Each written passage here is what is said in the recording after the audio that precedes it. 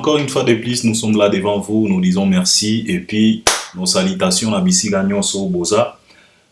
En tout cas, merci pour tout, merci à travers les commentaires, merci vraiment, comme j'ai toujours l'habitude de vous le dire, cet espace des commentaires, c'est ton espace à toi, à lui, à elle. C'est votre espace. Donc, si tu as quelque chose que tu voulais partager avec nous, n'hésitez pas, utilise cet espace des commentaires, car cet espace est bien réservé pour toi. Donc, si tu as des suggestions, des conseils, des questions, des propositions, en tout cas, si tu as des choses que tu voulais partager avec notre audience, laisse ton commentaire. Tokotanga, nabato, balanagabiso, Albert Premier, bakotanga commentaire na yo. Donc, tu vois que ton commentaire est tellement important. C'est la raison pour laquelle tosenga kanabino, bolandananu, tinasuka. Donc, il faut nous suivre d'abord jusqu'à la fin pour mieux comprendre avant de commenter, pour que ton commentaire puisse correspondre à ce sujet nabiso. Au lieu où il y a bima hors sujet. Donc, regardez-nous jusqu'à la fin et puis laisse ton commentaire. Et puis, partagez aussi les liens de nos vidéos. C'est très important. C'est pour que d'autres personnes puissent nous découvrir à travers ton partage. Liker. Là, tu peux déjà liker. Et puis, en bas, juste en bas dans les coins, tu peux cliquer pour tout simplement t'abonner. C'est juste cliquer si tu n'es pas encore abonné. Et n'oubliez pas de partager aussi les liens. C'est très important. Alors, c'est l'actualité qui nous oblige. C'est la raison pour laquelle nous sommes là. On m'a proposé de parler sur quelques sujets, de développer, d'analyser, de décortiquer sur quelques sujets. Sujet o balobina lobela, eza sujet oyo ya fere na batu na ye. Leur façon de communiquer parce qu'on a constaté que na kana bango il y a tellement de mensonges na ndenge moko ya kosakana te. Alors batu ninga Albert, ozalaka na ba moi réflexion ya bien. Est-ce que tu peux nous dire qui est-ce qui pousse Fere et ses communicateurs koya na lukuta et belé na miziki jusqu'à ce que na ba meta ou ya Facebook et kanga Fere lukuta, mais on a comme l'impression c'est comme si batouana ça leur dit rien. Eza lokola okangi mutulelo moyibi yo kanisi kakotika okatie loboko okanisi kakotika lobi bapesi yo sango mususu keno ndeko bakataki loboko lobi auti koiba parce que biso to banda kokanisa que Sony oyo artiste ayokisa biso jusqu'à ce que Meta Facebook ait interpellé l'artiste pour lui prouver combien de fois calendrier na ewana ezalaki brouillon, ezalaki balukuta na balukuta. Nous on a cru que peut-être bakoyoka Sony parce que je pense que c'est la première fois tout le monde a musique na biso. Bakanga pena artiste moyibi lukuta. Nous on a cru que peut-être bakoyoka Sony po batika, mais à ma grande surprise, bazo continuer kaka. Alors les gens m'ont posé la question de savoir à travers ma réflexion na yo, qui est-ce qui fait à ce que batu ya Fere bazo yoka lisusu Sony te ya koya na malukuta ko continuer toujours na mensonge na ko développer na ko exposer réflexion nga et puis boko comprendre pourquoi quand ya Fere bazo se lancer mingi na balukuta et puis togolobela pe basije misusu togolobela pe l'artiste et musicien Fally Ipupa togolobela pe balobi nanga que depuis Inosbi a démis album nae nano lobeli angotin tout ça et pourtant c'est un artiste et musicien congolais, faut pas kolobela et c'est très important parce que c'est aussi un artiste qui fait la fierté de notre industrie pardon. Donc bien sûr il fait la fierté et on n'en disconvient pas. C'est juste que nanga pe Albert Premier bino moko bozo mona que je suis pas vraiment présent dans les réseaux sociaux, mais toko ça là bas effort ce qui tend et permettre toko ya kolobela EP nae eza kuto album te eza EP o ya bimisi avant sorti ya album nae toko lobela yango ce qui t'a permettre toko toucher pe ba makambo mususu et puis eza pe na sujet oyo ya vie quadra kozala invité la concert ya Fere gola ya Adidas. Je pense qu'avant-hier on a lobela ki yango mwa muke mais batu balobi que non il faut ko lobela yango pourquoi Koffi Olomide se comporte ainsi envers Fally Ipupa. Alors, ce qui to bandi na sujet oyo ya batu ya Fere na lukuta na bango. Vous savez, ce n'est pas les au hasard oyo batu ya Fere bazo sala. Ce n'est pas les au hasard, c'est bien calculé, c'est bien travaillé, c'est bien discuté, c'est bien planifié. Et c'est bien structuré. Et là, on a bango wana. Oyo batu bazo benga bango empire ya manki ona. Omoni ndenge fali assez strict, comment est-ce que je peux dire? À ça là, il a structuré makambo na ye, na ba fanatique na ye. Vous savez comment est-ce que Fali a intoxiqué ces fanatiques? Ya kozala na moi image ya Fali, ya ko consommer parce que soko moni pena warrior, vrai warrior, mbala moko moni image ya Fali. Ndenge Fali a travaillé, a structuré makambo. Hein? Ndenga planifia. Boye baga que faire pena ba communicateur na ye bango pe ba structura manki onana bango ba planifia yango, c'est bien calculé. Makambo nyonso bozo mona tuba Virginie Makwangala, tuba Marie Magdala, tuba batu nyonso, tuba Era Ramses, tuba Ndombolino, tuba Acti de l'année, tuba batu nyonso yo bomonaka. C'est bien calculé, c'est bien structuré, ce n'est pas les au hasard. Ezana bisika e uta. Bokotu nanga bisika nini e uta comportement oyo ya lukuta, sans pour autant avoir honte. Je voulais tout simplement d'abord vous poser la question de savoir. Vous croyez que Virginie Mankwangala nenga zawana aye bagate ke ayaga koko sabato? Elle est tellement consciente que oyazo sala eza bêtise. Mais eza bêtise moko structuré, bêtise moko calculé, bêtise moko planifié. C'est fait à dessein. Donc, ba planifia yango. Ils sont dedans, c'est leur cop. Et où tawapi? La réalité est que, omoni ba chroniqueur, nakoloba, nabanda koyo kango mingi pa ya Vincent Chiluizi, et pas à Vienne Abisso Mbuta, et pas même à Thierry Mombaya, elle parlait aussi de ça. Mais moi, je n'étais pas d'accord na façon wana ya komona makambo. C'était quoi leur façon de voir? Babanda koloba que babanda koloba ngwe pa vie quadra. Et puis eloko wana yango et désorienta vie quadra et memaye na babez. Le vieux s'est retrouvé Nakati ya potopoto ya babez. Aujourd'hui, on ne parle plus de Kofi dans la chanson, mais on commence maintenant à parler de Kofi dans le bêtise, babez. Et où tawapi? C'est parce que babanda koloba que au moni babanda ko féliciter Vieux Quadra, ya koloba que tala Vieux Quadra a jazanango. Mais malgré âge naïe, Vieux Quadra fait par tous les moyens possibles pour se maintenir dans l'actualité. On parle toujours de lui. Vous voyez les Kamboisika Euta? Parce que je voulais vous exposer Bisika Euta, comportement où n'est pas battu à faire na ba communicateur na moko faire. Et outa quelque part, c'est bien planifié, c'est bien calculé. Et bandaki na likambo oya ko se maintenir dans l'actualité. Alors, tango babanda koloba na Vieux Quadra bazo félicité malgré âge naé, on parle toujours de lui, Vieux Quadra il est toujours dans l'actualité. Alors, ça désorienté notre Vieux.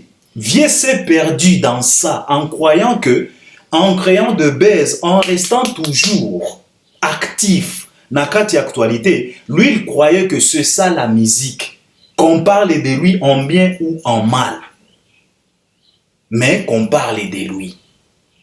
Et pourtant, ezala qui erreur moko grave. Parce qu'un artiste, un musicien, parler de lui c'est bien, mais on parle de toi en quoi et sur quoi? Normalement, on devrait parler de notre vie dans la musique, dans la chanson. Comme avant, on parlait de notre vie dans la chanson Selfie, Kanganga Photo. Ça fait parler. Les gens ont fait des challenges partout. Les Didier Drogba, même les footballeurs internationaux, ils ont fait des selfies. Là, on a parlé de notre vie dans la musique. Mais, Banda Kaka, quelques chroniqueurs et quelques journalistes babanda koloba que non, en tout cas viennent à biso à salaka par tous les moyens possibles pour se maintenir dans la actualité, qu'on parle de lui en bien ou en mal. Alors le vieux s'est perdu dans ça. Et aujourd'hui, tokomi ko regretter jusqu'à ce que vienne à biso aye kokote la Didi Stone na studio pour abimisela nzembo mama yenga. Tout ça c'est quoi? Il voulait tout simplement à tout prix rester dans l'actualité, qu'on parle de lui. Mais ils oublient quelque chose. On parle de toi en quoi? Eza lokola yo za kacher, mais bazolo bela aussi kona ki muibi. Yo moko monique a décalage. C'est ce qui est arrivé na batu ya fere. Pourquoi maintenant na batu ya fere? Au moninga nazo benga bango batu ya Ancien Testament. Au moni batu ya Ancien Testament, bazalaka na besoin ya copier batu ya Nouveau Testament. Mais problème na bango ba kopiaka mabe. Eza lokola les warriors, ze les Gaulois. Ba Gaulois na ba communicateur à faire bazalaka lokola batu ya Ancien Testament. Ba Petro, ba Matayo, ba Yohana, ba Yakobo, ba Filippo, ba Moussa. Omoni? Sikoyo, balingaka ba copier ba warrior, batu ya Nouveau Testament, batu ya lumière. Parce que Nouveau Testament est na Jésus. Jésus c'est qui? C'est la lumière et la vérité. Alors tozo zoa Jésus, eza comparaison te. Eza kaba exemple pour tout se faire comprendre. Sikoyo tozo zoa Fali Ipupa, loko la image à Jésus. Avec Fali Ipupa, on a appris beaucoup de choses. C'était la lumière, c'était la vérité. Parce que c'est à travers Fali, nde bato bakomi ko kende ko checker, ko vérifier. Biso pe Alberto ya ki a wana ma système à bavard. Nyonso wana c'est Fali qui nous a inspiré parce que avec lui, c'était la lumière, la vérité. Sokotie Tembe, kota na site checké avec Fali. Et c'est la raison pour laquelle la règne de Fali, tobete la kango maboko parce que eza règne oyo et na époque moko tellement compliquée. Règne ya Fali et na époque ya var. Donc Fali, il est condamné à ne pas mentir. Soka kosi batu ba kokende ko checker. Donc vous voyez, Fali est condamné à marcher dans les droits chemins. Yango nazolo banabino ke batu ya Ancien Testament balingaka ba copier batu ya Nouveau Testament. Na kopé ça même bino exemple na kati ya Bible. Jésus comme la vie et la lumière, mutu ya Nouveau Testament, il a marché sur les eaux. Simon Pierre, mutu ya Ancien Testament, tango amoni Jésus azotambola na mai, lui aussi voulait copier Christ en disant que est-ce que moi aussi je peux le faire? Jésus a lobby, il n'y a pas de problème, tu peux venir. Mais bino moko boyebi, abeta 2-3 pas à Dinda. Ancien Testament, na Nouveau Testament. Pourquoi Paul a Dinda, Simon Pierre? A Dinda parce que na kati na ye, il y avait des doutes. Il n'y avait pas la vérité. Il n'y avait pas la détermination. Il n'y avait pas la vision. Parce que tango Jésus do tambola likolo ya mai, c'est la détermination, la vérité, la lumière et la vision. Pardon. Alors, bagoloa, lokola batu ya Ancien Testament, balingaka ba copier ba warrior batu ya Nouveau Testament, batu ya ba stream, batu ya ba millions de vies, batu ya ba trophée, batu ya ba certification, batu ya ba sold out. Sikoyo, Ancien Testament, pona kozanga vision, pona kozanga détermination, pona kozanga structure à malonga, bakomi ko s'appuyer, yango bazo copier mabe. Bakomi sikoyo ko s'appuyer na lukuta. Oyo batu Ancien Testament babanda ko s'appuyer na ba commandement ya Moïse. À chaque fois, babanda ko piéger Jésus. Toi, tu nous dis ça. Et pourtant, Moïse nous a dit ça, nous a dit ça, nous a dit ça. Le prophète, on dit ça, on dit ça, on dit ça. Toi, tu veux changer parce que tu es qui? Jésus leur posa tout simplement des questions. Est-ce que si Moïse vous avait dit ça, est-ce que vous aviez au moins obéi à ce que Moïse vous a commandé ou bien ordonné de faire? Ils étaient incapables. Batu Ancien Testament. Et à l'oko la bagoloa. Alors, balingaka ba copier batu ya Nouveau Testament. Balingaka ba copier fonctionnement ya ba warrior. Alors, comme batu ya Ancien Testament, bazalaka batu ya vérité te, bazalaka batu ya lumière te, basapuyaka na lukuta. Yango nazolo banabino que c'est bien planifié. Makambo nyonso bozomona tuba Virginie, tuba Ndombolino, tuba Era, tuba Jazz, tuba Nani, tuba Mutombo, soki Mutombo. C'est bien calculé. Bazo sala yango volontairement. Bakoyo kaka yango ata soni ata mokolo moko te parce que ça plan na bango. Boka mwate lobby bomona Virginie Mankwanga aya koloba na bino que non na nzembo ya We Are The World. Bazalaki na besoin ya voix ya faire. Boka mwate lobby Virginie Mankwanga la aya koloba na bino que non na NBA bazalaki na besoin ya faire na kimokuse na ye. Boka mwate parce que c'est fait à dessein et ça structuré bango bazo procéder bongo bazo yokela yango sonité. Tout ça pourquoi? C'est parce que likambo oyo yakotikala na actualité. En bien ou en mal, on doit parler de faire, vouloir ou pas. Yango ana problème na bango soki bozo comprendre te. Et ils sont là, ils sont dans ça, qu'on parle de faire en bien ou en mal. Pourquoi? Yango nazolo banabino ke ba kopia kamabe. Vous vous rappelez, Fally Ipupa, il a passé chez Popol Mupasula. Fally Ipupa avait dit que moi, je préfère qu'on parle de moi tous les jours. Ce qui vous se rappelez, au moni mankambo et ba communicateur à faire et bazo sala. Ce n'est pas les au hasard, c'est bien calculé. Tango fala banda koloba que balobaka, ce qui n'a fini bouton bakoloba. Et moi je vais à ce que balobelakanga tous les jours. Et cela faisait à ce que Fally reste toujours au top de l'actualité musicale congolaise. Alors bagolua bakopia likamboana. Sikoyo bakofanda na vérité te parce que baza batu ya vérité te baza batu ya brouillon. Sikoyo bango omoni Fally afanda kana actualité dans les vrais, pas dans les mensonges. Quand on parle de Fally, on parle des concerts, des réalisations, des trophées, des cachets, des invitations, des fashion week, des featuring. Donc na makambo palpable et zomonana. Les gens parlent de Fally. Et il est resté toujours au top. Quand Fally fait quelque chose, les gens sortent dans leur coquille pour venir critiquer, insulter. Cela faisait... Donc, c'est là, et banda kosala que Fally reste toujours au top. Alors, bagolua batu Ancien Testament, na ba communicateur à faire, na yemoko faire. Ils ont vu ça. Ah, donc Joe Oyo, alingarabalo belaraye. Alors, bisope. Il faut tout ça là par tous les moyens possibles. Tolobelaka faire. En bien ou en mal, on va commencer maintenant à créer des actualités, à créer des polémiques inutiles. On va se lancer même dans les mensonges.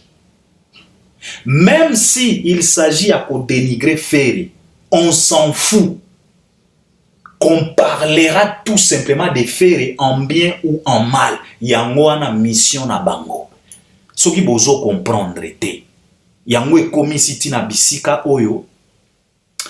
Même Ferry lobi awa alinga ki azwa sérieux problème na marque Adidas original. À travers Musenzi oya Ndombolino. Il a voulu créer des sérieux problèmes à Ferry. Diangwana bomoni ba iliko ba telemi mbangu po baya kokata problème wana.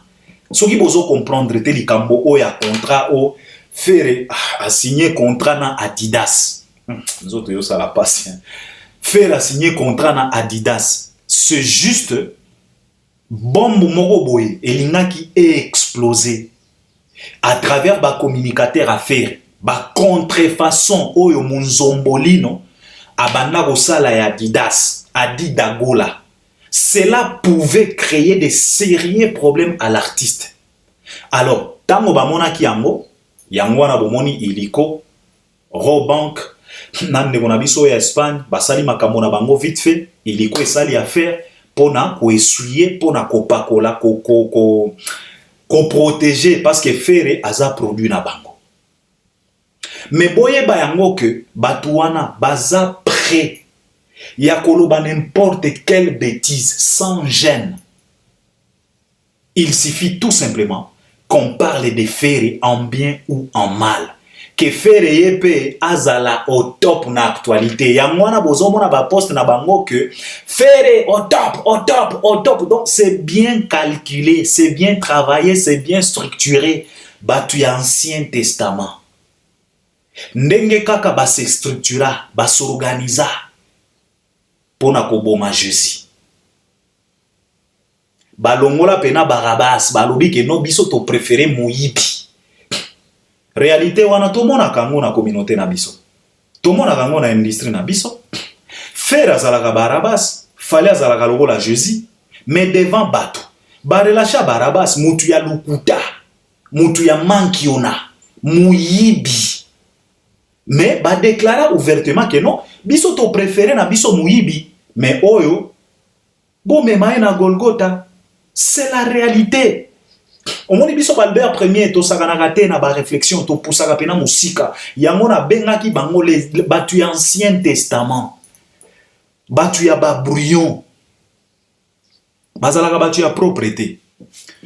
Bo comprendre, yango na bozo mona mikolo yo. Soki kaka, moi actualité moko boeza na ngambu ya Fally Ipupa. Bokomona moi lokuta moko boye e uti pa ya batu Ancien Testament. Ba créer ka moi lokuta moko boye pour que baya kaka ko embrouiller parce que c'est bien calculé et ça makambo na bango. Donc, je voulais tout simplement interpeller les warriors parce qu'il y a monde des autres dérangés mingi ba warriors na batu oyo baza averti. Je voulais tout simplement vous faire comprendre que eza kop na bango, c'est bien structuré, c'est bien calculé makambo nyonso bazo sala. Balukuta wana kokanisa te que Virginie aza consciente te, aza tellement consciente. Mais eza kop na bango, il faut ba procéder bongo, c'est bien calculé. Je pense que l'explication on a pesi binomoko bo comprendre sikoyo pourquoi mensonge na lukuta et komi ko se multiplier na ngambu ya Feregola. Na Brion Adidas Arena et ça la sold out. Or biso na propre toyebi très bien que même na date ya l'event na nou basala sold out te.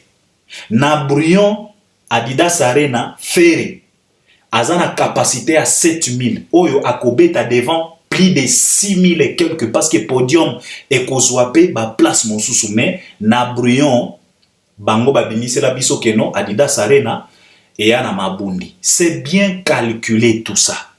Alors batu ya boye bolanda bango te.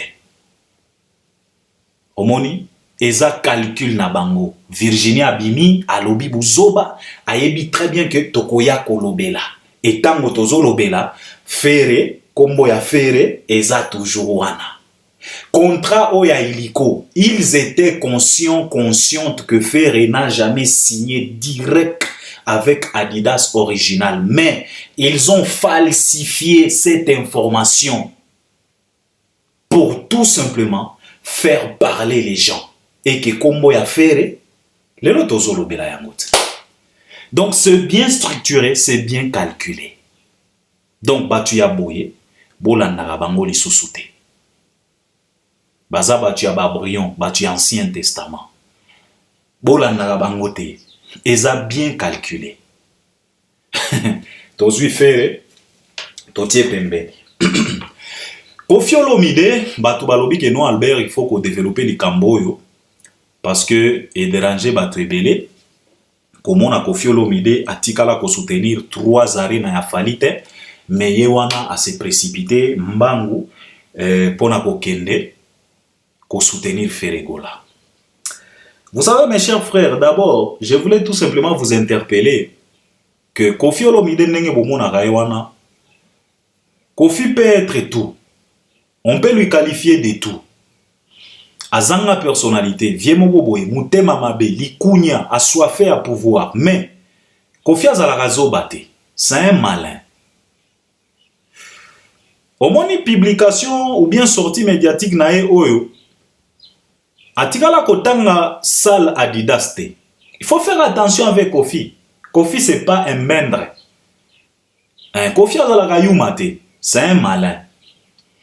Alobi kaka, les 20 n'apportent de la chapelle. Il n'a pas mentionné concert, y a fait. Il n'a rien dit, il a dit tout simplement les 20 n'apportent de la chapelle. Ça c'est Kofi. Même na communication na ye, atikaka toujours ba piège, ba mutambo. Alors, okoki komemama na mutambo ya Kofi.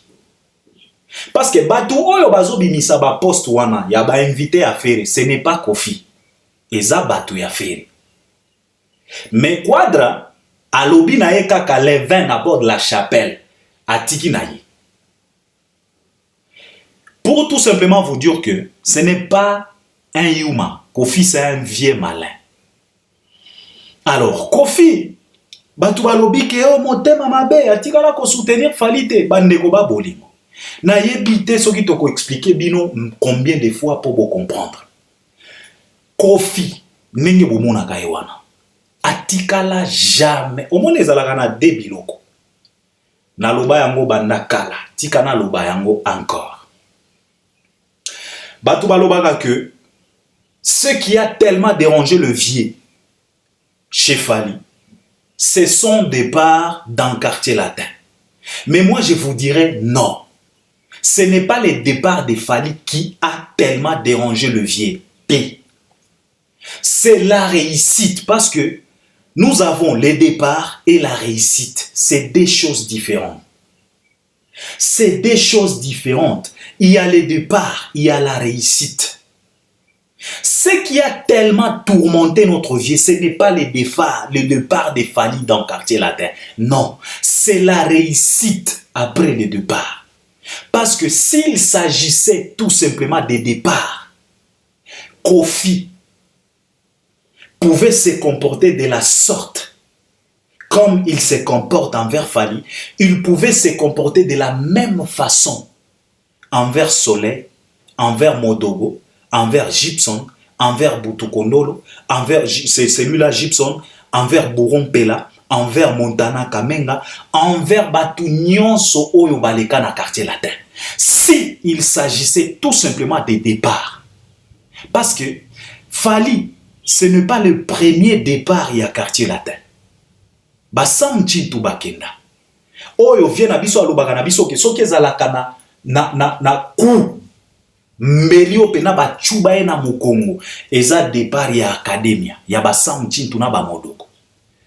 Est-ce que la manière dont Kofi se comporte envers Fali, est-ce que c'est la même façon que Kofi se comporte envers Modogo, envers Baburo, envers Bato Bakena na académie? Non. Pour tout simplement te faire comprendre que ce n'est pas le départ qui a fait mal à Kofi, c'est la réussite après le départ parce que Banda quartier latin et Banda ko connaître ba départ. Il n'y a pas un départ qui se fait accompagner par une réussite totale extraordinaire que départ y a fallu. Il y a un départ misusu et dérangeaka viete. Et kotika la kape ko déranger viete. Parce que ce n'est pas le départ qui dérange vieux, c'est la réussite après le départ parce que il n'y a aucun artiste oyo auta na quartier latin a émergé, a réussi ça. Ezala ya mwasi, ezala ya mobali. Toza na patience ibembo. Danseuse pena sala kombo na quartier latin. Après ba ser na biso ba ministre, ba Fifi Boussa. Na ba Rosette Kamono. Ba patience ibembo ba ekozwa flambeau. Ba ekozwa relais, ba bina. Na ba ser na biso ba Itazuma. Lelo patience ibembo azabe. Na ser na biso mosusu banda koyemba yepe auta quartier latin. Bazawabe. Ezala ya basi, ezala ya mibali. Alors ce qui dérange Kofi, c'est la réussite des Fali. Alors boka mwakate soki bozomona ba comportement ya boye envers Fali. et kamwisa binote. Vouloir ou pas, ça devrait arriver.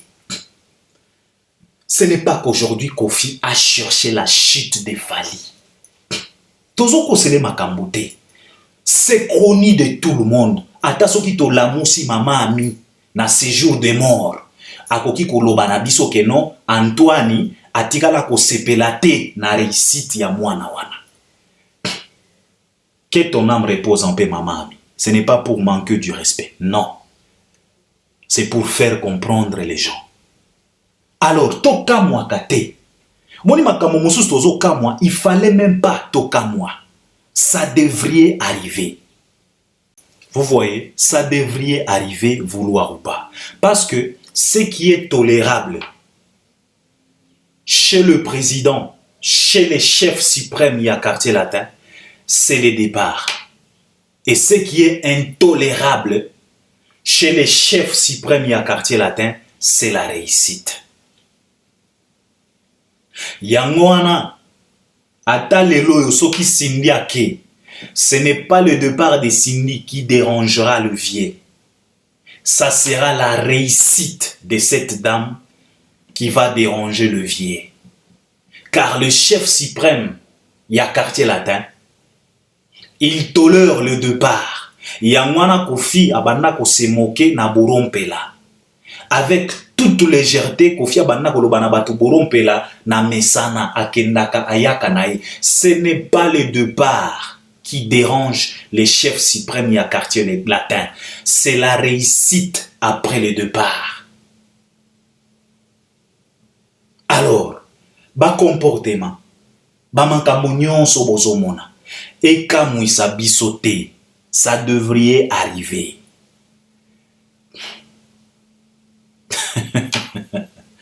Natie Kofi pembeni. Inosbi avec son épais calcul. Épais bimi parce que bato balobi que non Albert tu ne parles pas de ça.